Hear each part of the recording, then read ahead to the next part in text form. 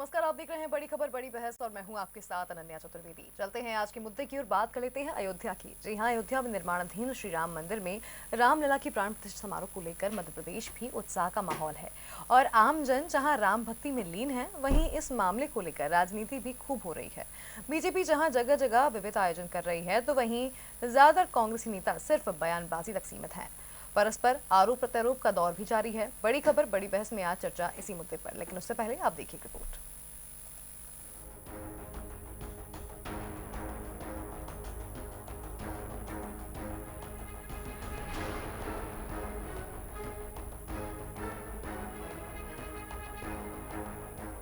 अयोध्या में प्राण प्रतिष्ठा समारोह के पहले दिन मध्य प्रदेश में भी बीजेपी के तमाम वरिष्ठ नेताओं ने मंदिरों में पहुंचकर साफ सफाई अभियान चलाया।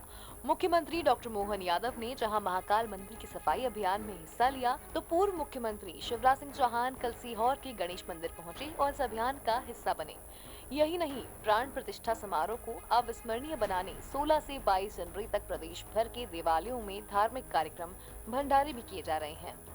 सरकारी स्तर पर इस दिन ड्राई डे और शालाओं में अवकाश घोषित किया गया है। तो महाकाल मंदिर से 5 लाख लड्डू अयोध्या भेजने व 1.25 लाख श्रद्धालुओं को रामलला दर्शन के लिए भेजने का निर्णय लिया गया है। दूसरी ओर कांग्रेस में ज्यादातर नेता समारोह पर सवाल खड़े करने वाले बयानों तक सीमित हैं। एक तरफ से मध्य प्रदेश कांग्रेस ने भी अयोध्या में 22 जनवरी को होने वाले समारोह से दूरी बना ली है। खासकर समारोह का आमंत्रण पत्र ठुकराए जाने के केंद्रीय नेतृत्व के फैसले को लेकर मध्य प्रदेश कांग्रेस में भी दुविधा देखी जा रही है। इसके विरोध में कुछ नेताओं ने पार्टी छोड़ने का ही ऐलान कर दिया। अलबत्ता पूर्व मुख्यमंत्री कमलनाथ इस मामले में अवश्य अपवाद हैं, जो अपने सांसद पुत्र नकुलनाथ के साथ इन दिनों छिंदवाड़ा में 4 लाख राम नाम लेखन अनुष्ठान करा रहे हैं। Desk report, DNN।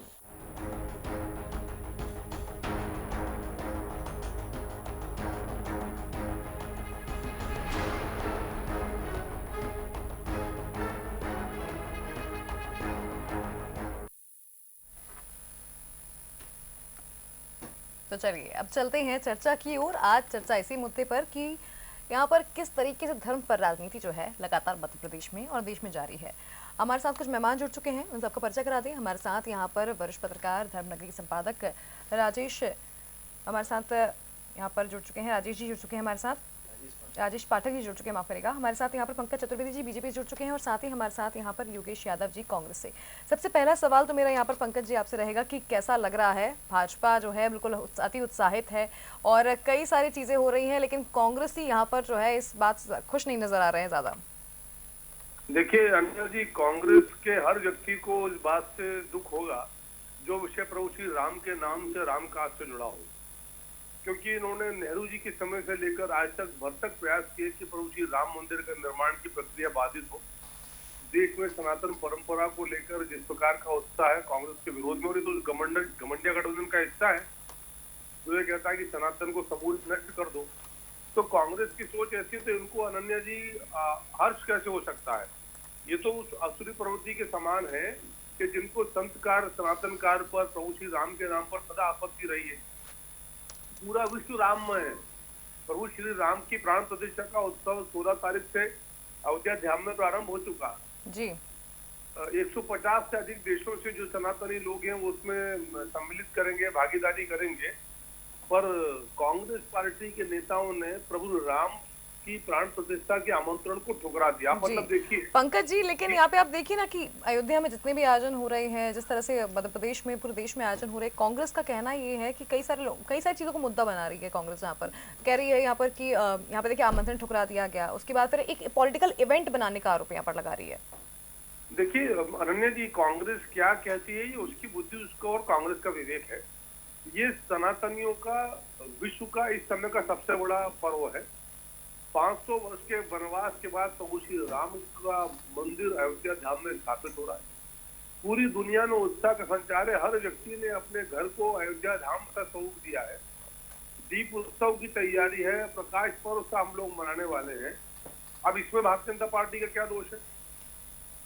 भारतीय व्यवस्था से अलग हो जाए। भारतीय जनता पार्टी क्या कहती है कि धर्म राजनीति का विषय नहीं, और धर्म के आधार पर अनन्या जी सारी सामाजिक गतिविधियां टिकी है, बनी है। धर्म बुरी है, उसके आसपास समाज है, समाज में लेकिन शक्ति पंकज जी है। देखिए ना, कल देखिए दिग्विजय सिंह जी कह रहे थे कल सतना में कि जहाँ पर राम मंदिर बनना चाहिए था वहां ना बनाकर जो है कहीं और राम मंदिर बनाया गया है, उस जगह पर क्यों नहीं बनाया गया, उस पर भी सवाल खड़े करे उन्होंने। अनन्या जी, दिग्विजय सिंह जी की तो प्रवृत्ति जो है सनातन के विरोध की हो चुकी है। वो तो हिंदुओं को आतंकवादी, भगवा को आतंकवाद कहते हैं दिग्विजय सिंह जी। और दिग्विजय सिंह जी बड़े हैं सनातन परंपरा में, काशी की विद्वत परिषद बड़ी है। मैथिली शरण नंदन सिंह जी जो बड़े संत हैं वो बड़े हैं या दिग्विजय सिंह जी बड़े हैं? वो सनातन परंपरा के विद्वान बड़े हैं या दिग्विजय सिंह जी बड़े हैं? लेकिन वो वास्तु कह रहे हैं कि विद्वान निर्मोही अखाड़े का हक छीन लिया उन्होंने। देखिए, दिग्विजय सिंह जी और कांग्रेस पार्टी को हक छीनता इसलिए दिखेगा क्योंकि उन्होंने सबके हक छीने, किसी का कोई हक नहीं छीना। राम जन्मभूमि न्यास बना हुआ है विधिवत, तो सुप्रीम कोर्ट के निर्देश के बाद जो भूमि का आवंटन है वो राम जन्मभूमि न्यास को हुआ है। न्यास ने मिलकर आवंटन की प्रक्रिया, पूजन की प्रक्रिया, वास्तु की प्रक्रिया, पूजन की पद्धति, सारे विषय वस्तु तय किए। और आप देखिए अनन्या जी की कांग्रेस पार्टी की तमाम विरोध के बाद भी जब श्री राम मंदिर की प्राण प्रतिष्ठा के लिए लोगों ने समर्पण राशि देना प्रारंभ करी, जी तो जो अनुमान था उससे कहीं अधिक धन संग्रह राम नाम से हुआ। तो जी कांग्रेस के लोग तो तुष्टीकरण करने वाले लोग, जी। इनको सिर्फ अनन्या जी एक वोट बैंक की चिंता है। चलिए आपकी इस बात का जवाब ले लेते हैं पंकज जी। योगी जी हमारे साथ जुड़े हुए हैं। योगी जी क्या कहेंगे इस बात पर, सिर्फ वोट बैंक बनाने की चिंता है कांग्रेस को? देखिए, प्रथम वक्तव्य तो मैं ये स्पष्ट कर दूं जी कि राम के हर्षोल्लास के इस पर्व को मानकर यदि हम आत्मसात करते हैं तो ये हम लोगों के हर सनातन प्रेमी के साथ ही साथ भारत ही नहीं संपूर्ण विश्व के लिए ये हर्ष का विषय है। इसमें अफवाह जोड़ना भारतीय जनता पार्टी का एक राजनीतिक शगल है। जहां तक मेरी मान्यता है, राम संस्कृति है, राम सहिष्णुता है, राम वचन है, राम मर्यादा पुरुषोत्तम है, राम वचन है। इन सभी प्रतिबद्धताओं को और राम राज्य लेकिन की योगी जी परिकल्पना कांग्रेस को- इतनी खुश नहीं दिखाई दे रही है, यहाँ पर कोई नहीं, आयोजन नहीं, नहीं कर रही है, कोई मेरी जश्न बात नहीं है। मेरी बात पूरी नहीं हुई है। जी मैं जी क्या बताएं कह रहा बताएं हूँ, जी। लेकिन भारतीय जनता पार्टी के दिए हुए इवेंट पर खुश होना कांग्रेस का शगल नहीं है। कांग्रेस खुश होगी, शंकराचार्य जी ने एक दिनांक को निश्चित किया है और वो दिनांक राम मंदिर के पूर्ण होने के बाद होगी। और हर सनातन प्रेमी, मैं कांग्रेस की इसको परिभाषा के अंतर्गत इंगित करते हुए इसको संकीर्ण विचारधारा के अंतर्गत नहीं ला रहा हूँ। राम जितने समग्र हैं, ब्रह्मांड के नायक हैं, राम पूरे देश के ही नहीं संपूर्ण ब्रह्मांड के नायक हैं, तो इसके कारण मैं इसको समग्रता के आधार पर देखता हूँ।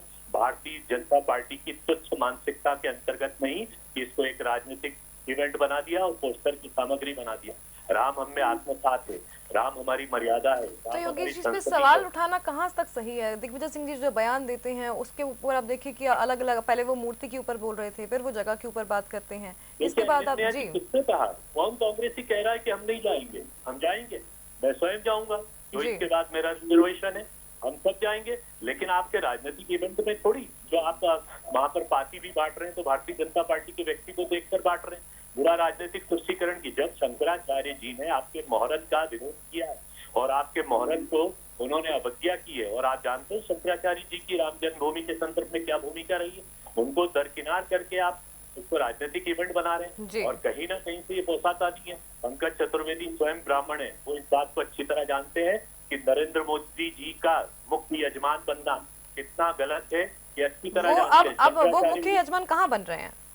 नहीं, वो पूरा संचालित कर रहे हैं, पूरा का पूरा मूर्ति पूजन में अनिल मिश्रा जी और उनकी पत्नी जो है वो यहाँ पर यजमान है जी। तो वो तो प्रश्न नहीं उठता शंकराचार्य जी को क्यों अवॉइड किया जा रहा है। तो कांग्रेस का कोई विरोध नहीं है, कांग्रेस जाएगी, आमंत्रण तो गया था उनके पास भी।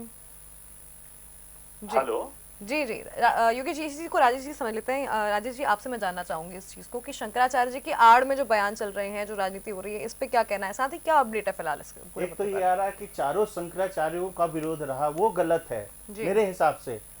चारों शंकराचार्य में एक ज्योतिष पीठ है जो कि विवादित है। ये पीठ जो है स्वामी वासुदेवानंद सरस्वती जी और ब्रह्मलीन शंकराचार्य जी स्वरूपानंद सरस्वती जी के बीच थी, तो आज भी वो विवादित है।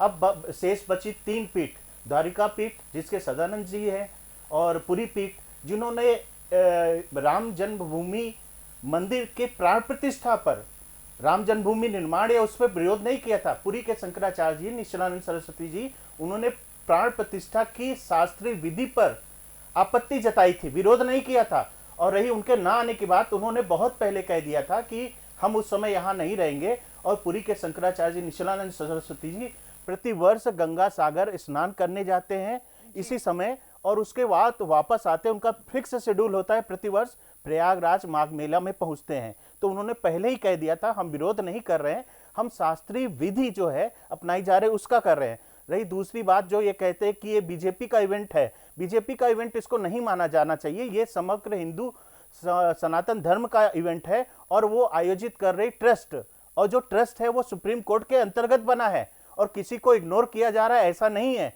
इग्नोर किसने किया है रामचंद्र जी को और हिंदुत्व की भावना को, या उसको ठेस किसने पहुंचाई है 2007 में, किसने राम के अस्तित्व को मानने से इनकार किया, ये सब जानते हैं।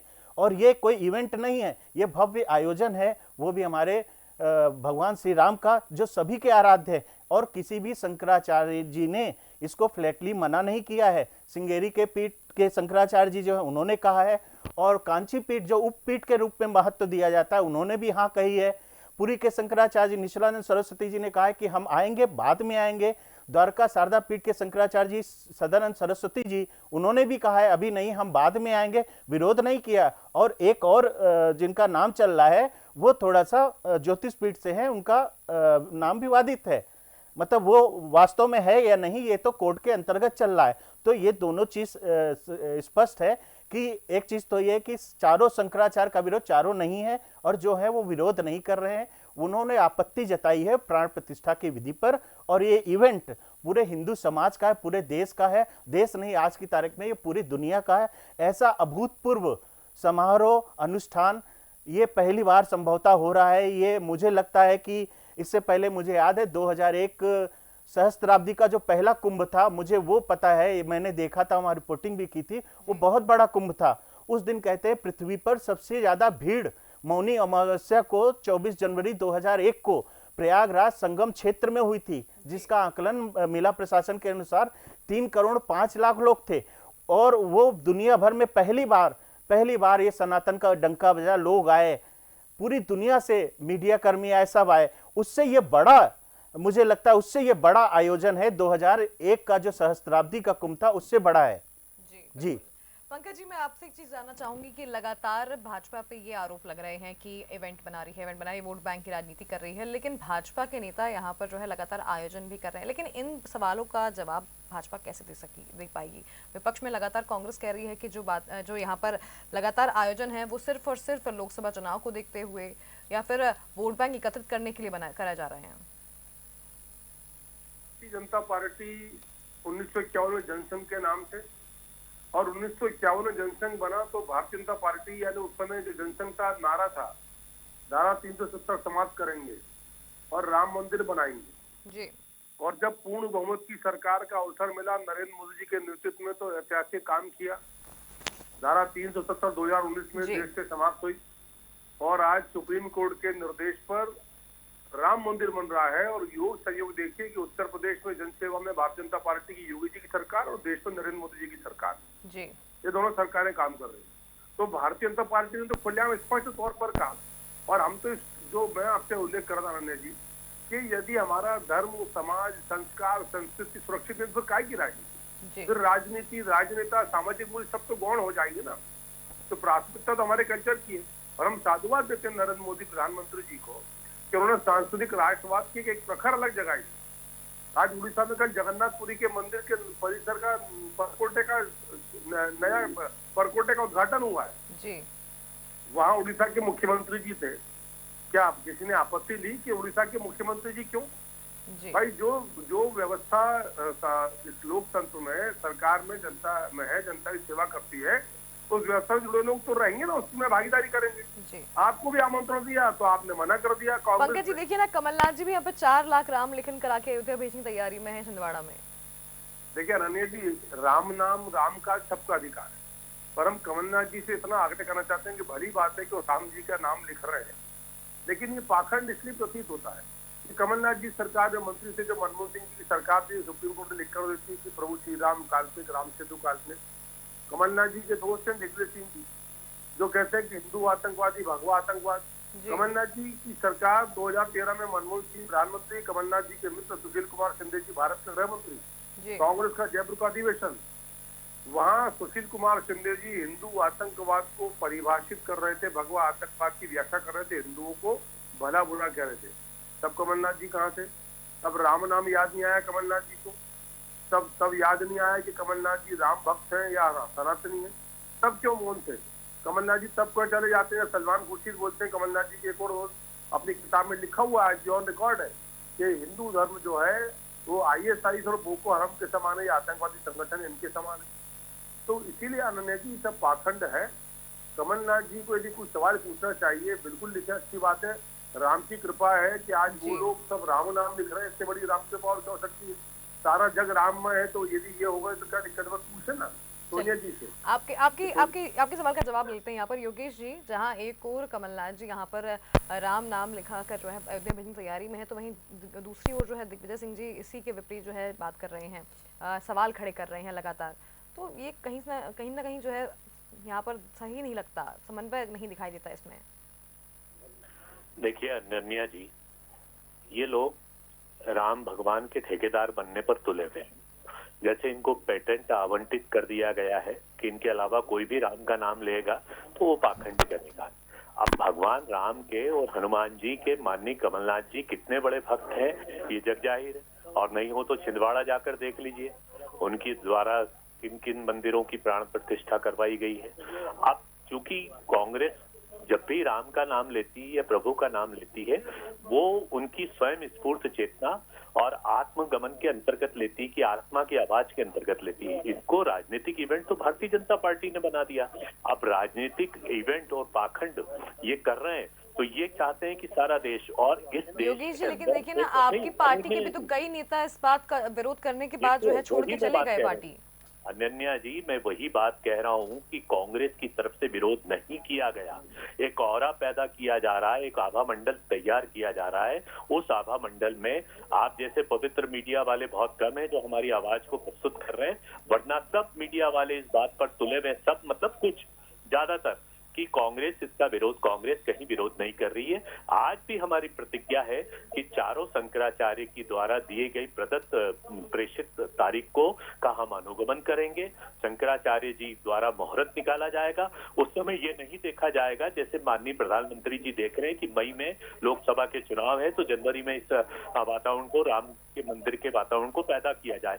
हमें जब भी शंकराचार्य जी आदेश करेंगे, जब भी निर्देशित होगा, उनके सानिध्य में, उनके संरक्षण में और उनकी जजमानी में हम लोग राम मंदिर जाएंगे, वहां पूजा अर्चन करेंगे। और जो कि आप 22 तारीख का वो कर रहे हैं, तो 22 तारीख को ये नहीं कह रहा हूँ कि मैं कांग्रेसी, हर जनमानस, हर सनातन प्रेमी, हर धर्म का व्यक्ति, हम हमारे घर में रामचरितमानस का वाचन कर सकते हैं, हम सुंदरकांड का पाठ करवा सकते हैं, और ये हम करते हुए आए। लेकिन इसका हम भोंडा प्रदर्शन करें कि चलिए साहब सनातन धर्म खतरे में, और जिस तरीके से करके इसका पाखंड रचा जाए, तो पाखंड तो आप लोग रचते हैं और कमलनाथ जी करते हैं, तो उनको पाखंड शब्द दिखता है। कमलनाथ जी की पूजा या राम गमन पथ के लिए जो निर्माण का कार्य शुरू किया, ये हम लोगों को पाखंड में, जो कि भारतीय जनता पार्टी को इस बात की हमेशा फोबिया रहता है, ये डरते हैं कि हम राम का नाम क्यों लें। हम राम का नाम लेने पर भी इनको आपत्ति है, और हम कह रहे हैं लेकिन योगी जी दिख नहीं रहा है यहाँ पर कि कांग्रेस जो है यहाँ पर इसको लेकर जो है धार्मिक आयोजन कर रही हो। भाजपा ही देखिए मंदिर जा रहे हैं, यहाँ पर झाड़ू लगा रहे हैं, यात्रा निकाल रहे हैं। जी, यही तो है दिखाने की, प्रभु की आराधना, धर्म की स्तुति, ये प्रदर्शन की चीज नहीं होती है, ये राजनीतिक विज्ञापन नहीं है, तो आत्मचेतना है, ये तो आत्म स्वभाव है। मैं यदि मंदिर गया हूँ तो आपके सामने प्रदर्शित नहीं करूंगा कि मैं मंदिर से होकर आ रहा हूँ, ये ज्योतिर्लिंग होकर आ रहा हूँ, ये तो हमारा प्रदर्शन है, ये तो पाखंड है। भगवान अब स्वयं अंदर की स्वयं चेतना, अंदर की अनुभूति होती है, आत्मसात किया जाता है। अब आप कह रहे हैं कि हम बता नहीं रहे, तो बताएंगे तो जब ही हम धार्मिक होंगे। धार्मिक होना, पाखंड होना, पूजा करना, ये प्रदर्शन की चीज किसी हालत में भी नहीं होती है। ये आप भी धर्म की परिभाषा को अच्छी तरह जानते हैं।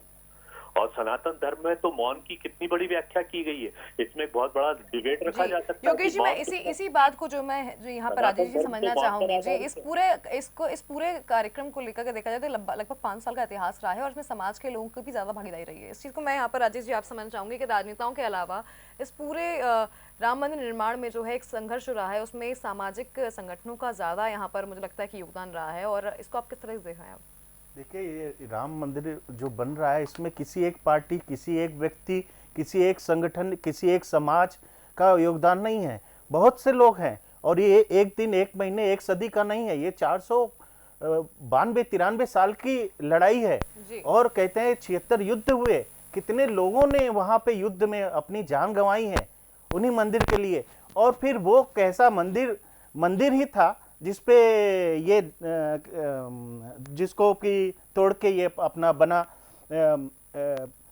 तो ये संघर्ष जो है बहुत लंबा है, और इस पे ये कहा जाए कि व्याधा या व्यवधान जो है वो स्वाभाविक है। आप मोटे तौर पे देखिए, त्रेता युग में जब स्वयं भगवान रामचंद्र जी थे तब बाधा नहीं थी। विश्वामित्र जी आए, राक्षस आए, उनके यज्ञ को ध्वंस कर रहे थे, या तब आए, तो आज वैसा ही है जी। तो आज देखा जाए तो वो ये सही है, हम मानते हैं किसी एक पार्टी या किसी एक व्यक्ति का या किसी एक उसका नहीं है, लेकिन ये विरोध जो कर रहे हैं या नहीं कर रहे हैं वो जानने वाले स्वयं जानते हैं, और ऐसा कोई विरोध नहीं है। बहुत अच्छा हो रहा है और विधिवत प्राण प्रतिष्ठा हो रही है। वो 22 तारीख को जब मूर्ति के आंख से पट्टी खोली जाएगी तब प्रमाण स्वयं आ जाएगा सामने, जब वो कांच टूटेगा। हमारे धर्म में तो शास्त्रीय विधि में ये है, तब ये जो विरोध कर रहे हैं कि शास्त्रीय विधि से या प्राण प्रतिष्ठा सही नहीं हो रही है, वो 22 तारीख को दोपहर में स्वयं देख लेंगे जी। जब वो प्रभु रामचंद्र जी के आंख से पट्टी हटेगी और साक्षात वहां कांच टूटेगा। ये हमारी प्रत्यक्ष प्रमाण है सनातन धर्म में। और ये ऐसा नहीं है कोई किसी भी मूर्ति, किसी भी भगवान देवी देवता की मूर्ति के जब प्राण प्रतिष्ठा की जाती है तो ये विधान होता है और ये प्रत्यक्ष प्रमाण होता है, तभी माना जाता है। जी राजेश जी, अगर एक चीज देखी जाए यहाँ पे तो एक बड़ी बात ये भी है कि इतना बड़ा आयोजन, क्योंकि इतना लंबा संघर्ष, उसके बाद आखिरकार वो दिन है जहाँ राम जी जो है विराजमान होंगे और पूरा देश जो है राममय है इस वक्त। भले ही कांग्रेस ये बोल रहे हों कि हम अभी नहीं जाएंगे, लेकिन उनका कहना ये है बाद में जाएंगे। इसके अलावा भाजपा तो लगातार आयोजन कर ही रही है, लेकिन क्या लगता है कि इसके बाद यहाँ पर इस मुद्दे को लेकर हमेशा ही राजनीति होती रही है, लेकिन अब जब प्राण प्रतिष्ठा हो जाएगी उसके बाद क्या असर यहाँ पर समाज पर पड़ेगा इसका? राजनीति अपनी जगह है, लेकिन जिस तरह से सनातन का विस्तार इसके बाद से लगातार शुरू हो चुका है इस निर्माण के साथ ही, क्या लगता है कि एक नया परिवर्तन क्या आएगा इस पूरे भारत में? अब जो लोग अभी कह रहे हैं पार्टी की, राजनीतिक पार्टी से जुड़े हों या साधु संत हों या दूसरे हों कि अभी नहीं जाएंगे, बाहर बाद में जाएंगे, वो स्वयं आत्मचिंतन करें। वो अभी क्यों नहीं जाएंगे या बाद में जाएंगे, मना क्यों नहीं कर पा रहे हैं, इसमें उनका स्वयं का क्या भूमिका रही है, उनकी मतलब मानसिकता क्या रही है, उस पर कुछ कहने की आवश्यकता नहीं है। लेकिन सब जाएंगे, बाद में सब जाएंगे, कोई इग्नोर नहीं कर सकता, उपेक्षित नहीं कर सकता। ये बहुत बड़ा आयोजन है, बहुत बड़ा आयोजन है। और अब जाके ये मतलब आज़ादी के बाद कहें तो पहली बार पूरी समग्र जो बहुसंख्यक हिंदू है एक दूसरी बार जागा है। अभी तक तो उसकी हिंदुओं की उपेक्षा होती रही अपने ही देश में। हमारे शासक वर्ग के जो लोग हैं हिंदुओं की ही उपेक्षा करते रहे। 1947 के बंटवारे के बाद क्या हुआ, रह गए हिंदू और गैर जो मुस्लिम थे। लेकिन किसके कहाँ चली, किसको लेके किसके प्रति तुष्टीकरण की नीति कितनी हुई, किस पार्टी ने किया, सब जानते हैं। अब वो बताने वाली बात नहीं, वो तो पुरानी बात हो गई है। जी पंकज जी, मैं एक चीज ये जानना चाहूंगी आपसे कि जो लगातार यहाँ पर कांग्रेस में कहा जाता है कि भाजपा कॉपीराइट लेना चाहती है श्री राम का। अनुज जी, मुझसे सवाल है आपका? जी जी, आपसे सवाल है। एक बार दोहराइए कृपया। जी जी, कांग्रेस कहती है कि भाजपा कॉपीराइट लेना चाहती है श्री राम का। देखिए, भारतीय जनता पार्टी के तो रोम रोम में राम है, हर सनातनी के रोम रोम में राम है, और कांग्रेसियों के रोम रोम में इटली वाला रोम है, संभवतः इसीलिए विरोध करते हैं। कॉपीराइट का विषय नहीं है। मैंने आपसे पहले ही कहा कि हम तो हमारा जो सामाजिक और नैतिक दायित्व है सनातन परंपरा का, उसका निर्वहन कर रहे हैं। और खुलेआम हमने तो उनसे कहा, चाहे धारा 370 का विषय या राम मंदिर का विषय, तो हम तो खुलकर कहते थे, और अब पहले भी कहते थे, अब भी कहते हैं। पर ये काम पूरे सनातन समाज का काम है, और जो भी लोग इसको भारतीय जनता पार्टी आरएसएस का निरूपित कराते हैं, ये उनकी बुद्धि के स्तर पर उनका दृष्टिकोण, उनका निर्णय है। भारतीय जनता पार्टी सनातन परंपराओं की संवाहक पहले भी थी, अब भी है। ये हमारा सामाजिक और नैतिक दायित्व, इसका हम निर्वहन करेंगे। बिल्कुल। चलिए, मैं योगेश यादव जी से एक कमेंट लेना चाहूंगी आखिरी के। योगेश जी, अब जैसा कि अभी राजेश ने भी कहा कि आखिर अभी क्यों नहीं, आखिर 22 को क्यों नहीं, बाद में क्यों? राम जैसे अनंत यात्रा राम की है, वैसे ही राम का मंदिर जो स्थापित हुआ है वो सहस्त्रों वर्ष तक रहेगा। राम की स्थापना कोई अल्पकालीन नहीं है कि 22 तारीख के बाद राम मंदिर, जब हमारी इच्छा होगी, जब हमारे शंकराचार्य जी आदेश करेंगे, जब सनातन धर्म से चारों शंकराचार्य मुहूर्त निकालेंगे, कांग्रेस का प्रत्येक कार्यकर्ता वहां पर पहुंचेगा और वहां पर पूजन करेगा। जी, राजनीतिक तारीख पर नहीं, राजनीतिक दिनांक पर नहीं। जी, चलिए, समय का अभाव है, चर्चा को ही विराम देते हैं। राजेश पाठक जी, योगेश यादव जी, पंकज चतुर्वेदी जी, आप तीनों ने बहुत मजबूती से अपनी बात रखी। बहुत धन्यवाद आप तीनों का हमारे इस पैनल पर जुड़ने के लिए। तो बिल्कुल 22 तारीख को ऐतिहासिक दिन होने जा रहा है, जहां श्री राम लला की प्राण प्रतिष्ठा होने वाली है। इसको लेकर तमाम तरह के आयोजन जो है पूरे देश ही नहीं पूरे विश्व में जारी है। और ऐसे में बता दें आपको कि लगातार इस मुद्दे के ऊपर राजनीति भी हो रही है, लेकिन जहाँ अगर राजनीति को अलग हटा दिया जाए तो इस आयोजन को लेकर तमाम तरह की तैयारियां हो चुकी हैं। पूरा विश्व इस वक्त राममय है और सभी को इंतजार है 22 जनवरी का। फिलहाल बड़ी खबर बड़ी बहस में इतना ही। आप देखते रहिए DNN। नमस्कार।